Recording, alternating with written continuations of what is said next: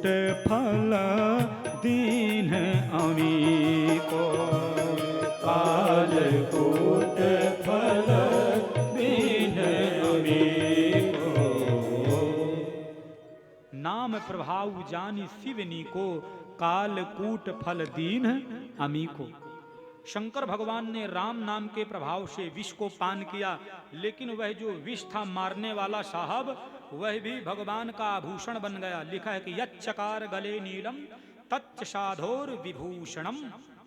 गले में नीला नीला सा हो गया, तब से भगवान कितने अच्छे लगते हैं। कभी आपने तस्वीर में देखा होगा, गले में नीलिमा छाई होती है, उनका नाम ही पड़ गया नीलकंठ महादेव। बोलो नीलकंठ महादेव की जय हो। प्रभु ने मोहिनी अवतार को धारण किया। अंततः उसी में से स्वरभानु नाम के राजा थे। देव पंक्ति में बैठकर के थोड़ा अमृत पी ही लिया। पता चला तो तुरंत मोहिनी अवतार में ही प्रभु ने चक्र को छोड़ दिया। स्वरभानु नाम का राजा था, धड़ से सिर अलग हुआ। वही एक हुआ राहु और दूसरा हुआ केतु। इधर थोड़ा सा इंद्र ने बड़ी गलती कर दी। संत दुर्वासा ने एक प्रसादी के रूप में माला दी थी। उस माला को तोड़कर के हाथी ने अपने पैरों के नीचे रौंद दिया। इंद्र के यहां दुर्भिक्ष पड़ गया। इसलिए प्रभु को जो समर्पित चीज है उसे कभी भी पैरों के नीचे नहीं आने देना चाहिए, क्योंकि वो निर्माल्य होता है। ऐसा अकाल पड़ा, ऐसे निर्बल हुए। इधर जो राजा बलि हैं, उनके गुरु हैं दैत्य शुक्राचार्य। 24 घंटे दैत्यों के मन में टीस भरी है, जब से अमृत नहीं मिला, कि हम एक दिन इंद्र की पदवी को लेकर के मानेंगे महाराज। समय सु अवसर देखकर के शुक्राचार्य जी ने कह दिया, गौ सेवा करो, अतिथि सेवा करो, लक्ष्य की प्राप्ति होगी। समय अवसर देखकर के उन्होंने यही किया, और महाराज स्वर्ग में कर दी चढ़ाई। इंद्र आदि देवता सब पराजित हो गए। अच्छा, पुत्र के जीवन में कोई कष्ट आए तो मां का हृदय व्याकुल हो जाता है। प्रेम से बोलो ना जय श्री कृष्णा। अगर थोड़ी संख्या ज्यादा ही कुछ हो रही है तो धीरे धीरे आगे को खिसक आइए आप लोग। वाह, क्या विशाल जन सैलाब है, देखकर के मन प्रणाम करने का होता है। लोगों में खूब अभी आध्यात्मिक ऊर्जा के प्रति चाहत है, होनी भी चाहिए। तो नारायण महर्षि कश्यप की जो पत्नी है अदिति, महर्षि कश्यप पूछते हैं, देवी सब ठीक चल रहा है, पूजा पाठ? बोली बाकी तो सब ठीक चल रहा है। अब देखो, जो दिति के पुत्र दैत्य हैं ना, मेरे पुत्रों का राज्य छीन लिया है उन्होंने। और मैं बिल्कुल नहीं चाहती कि राज्य को लेकर के हिंसा हो, लेकिन जो उनका है उनको मिल जाए, और जो मेरे पुत्रों का है वो उनको मिल जाए। बोले देवी एक काम करो तो, एक हम तुम्हें व्रत बताते हैं, पयो व्रत करो। भाद्रपद के महीने में, फाल्गुन के महीने में तुम्हें एक दिव्य पुत्र की प्राप्ति होगी। और माता अदिति ने ऐसा किया भी।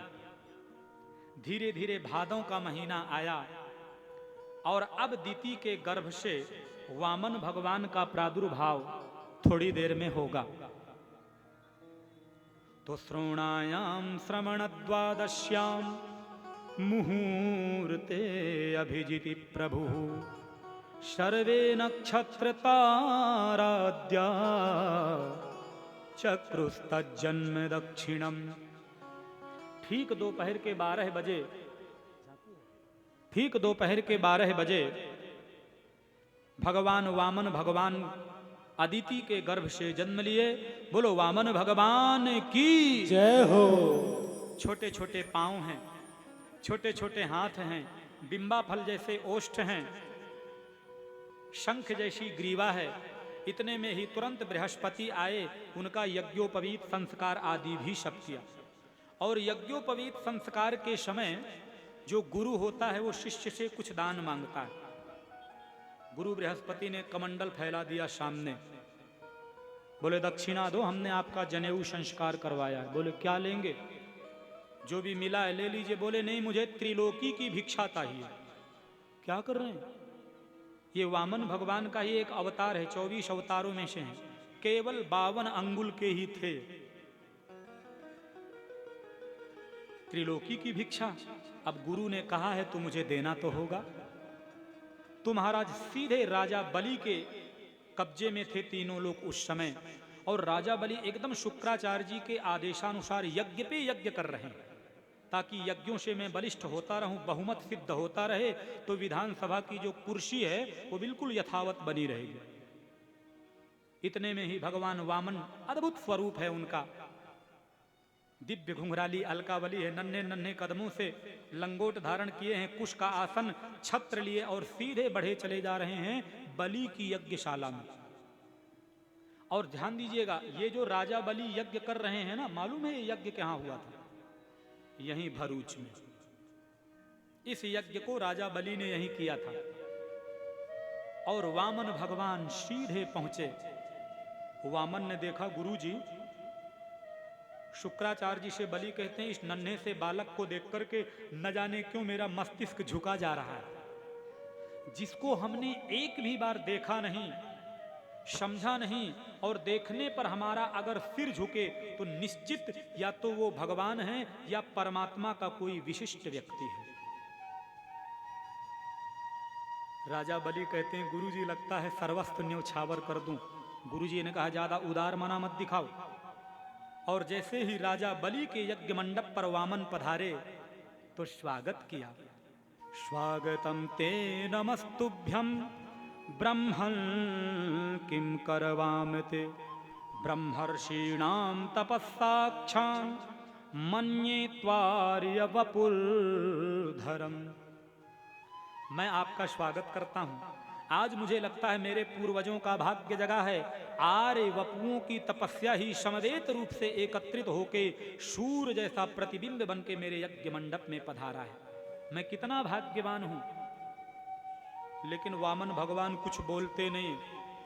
अच्छा, क्या चाहिए आपको बताइए? 2-4 हजार गौ दान में दे दूं, और यदि आप कहें तो किसी ब्राह्मण कन्या से आपका विवाह करवा दूं। देखो राजन, ना हमें गाय चाहिए ना हमें विवाह करना है, और हम विवाह करें भी क्यों? विवाह होगा, पत्नी आएगी, बच्चे होंगे, कभी कोई एक आधा मरा तो जो रोना पड़ेगा वो कौन करेगा? तो बलि ने कहा, बच्चा मरेगा आपका तो रोगे तो आप ही, बोले रोने का काम ही क्यों करें हम पहले से? हम कुछ लेते देते नहीं, हमको कुछ नहीं चाहिए। नहीं, कुछ तो लीजिए, मेरा अपयश हो जाएगा संसार में, क्योंकि मेरे मंडप से कभी कोई खाली हाथ नहीं जाता। भगवान ने कहा, अच्छा अगर मैं नहीं लेता हूं तो तुम्हारी आस्था को ठेस पहुंच रही है, और मैं अगर लेता हूं कुछ तो मेरा नियम खंडित हो रहा है। अगर देना चाहते हो तो केवल 3 पैर भूमि दे दो। 3 पग भूमि का क्या करोगे? अरे उसमें 2 फीट का आसन भी नहीं बिछ पाएगा। नहीं, जो कहना था हमने कह दिया। देना है तो दो, नहीं हम चले। नाप लीजिए जहां से मन हो। तो वामन भगवान ने कहा, ऐसे नहीं नापेंगे, पहले संकल्प करो। अरे ब्राह्मण, क्या संकल्प करना है 3 पग भूमि के लिए? अहो ब्राह्मण दायादा वाचस्पते वृद्ध सम्मता त्वं बालो बालिशमति स्वार्थम प्रत्यबुधो यथा। अभी तुम ब्राह्मण बालक हो ना, इसलिए बालकों जैसी बात करते हो। और वैसे भी ब्राह्मणों को मांगना आया कब है जो तुम मांगोगे? प्रेम से इधर देख करके सुनते रहो। बोलो जय श्री कृष्णा। लाला का जन्म कराना है ना, होगा, टाइम से ही होगा।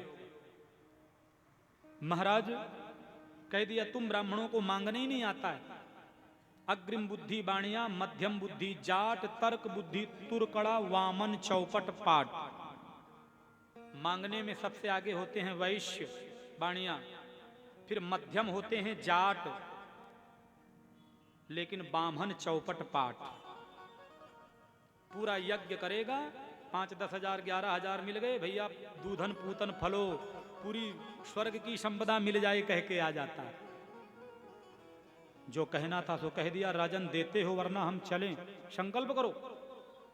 जैसे ही संकल्प की बात आई तो दैत्य गुरु शुक्राचार्य जी को कुछ संशय हुआ। बोले, छोटा सा बालक है और 3 पैर भूमि के लिए बार बार अड़ा है कि संकल्प ही करना है। ध्यान लगा करके देखा महाराज, तो तुरंत बलि जैसे ही संकल्प करने लगे, कमंडल से जल डालने लगे, हाथ दबा दिया। बलि क्या करते हो? ये ना वामन है ना त्रेपन है, एष वैरोचने साक्षात् भगवान विष्णुरव्ययः कश्यपादितेर्जातो देवानां कार्य साधकः। एस वैरोचने साक्षात भगवान विष्णुरव्यया, ये साक्षात भगवान विष्णु ही वामन बन के आया है। कश्यपाद अदितेर जातो, महर्षि कश्यप उनकी पत्नी अदिति का कार्य साधन करने के लिए आया है। ध्यान देना, दे दोगे तो फूटी कौड़ी नहीं बचेगी। लेकिन गुरुजी मैंने वचन भर दिया, वचन का क्या होगा? बोले छोड़ो वचन फचन की। बोले नहीं गुरुजी मैं तो दूंगा। और जैसे ही महाराज संकल्प किए, कमंडल से जल गिरने वाला था तो कमंडल की टोटी में जाके बैठ गए शुक्राचार्य। वामन भगवान ने धीरे से कुशा की आसन थी निकाला और धीरे से चोट मारी। महाराज सीधे जहां आंख थी वहीं जाकर के वो लगा तो एक आंख गोविंदाय नमो नमः हो गई शुक्राचार्य जी की। अर्थात भगवान कहना चाहते हैं तुम गुरु हो, भले दैत्यों के गुरु हो, लेकिन तुम्हारी दृष्टि में भेद नहीं अभेद होना चाहिए, इसलिए हमने एक आंख तुम्हारी गोल कर दी। और अंत में संकल्प हुआ। संकल्प होते ही महाराज 2 पग में ही त्रिलोकी के साम्राज्य को वामन भगवान ने विराट रूप धारण करके माप लिया। बलि तूने संकल्प किया था 3 पग भूमि का, 2 में ही पूरा हो गया, बोल तीसरा कहां रखूं? वहीं पर बलि की पत्नी विंध्यावली खड़ी है। वाह भगवान, आपने दिया वो आपकी कृपा, आपने ले लिया वो भी आपकी महान कृपा। देखो बलि तुम संकल्पबद्ध हो, 3 पैर भूमि देने का वादा किया था तुमने।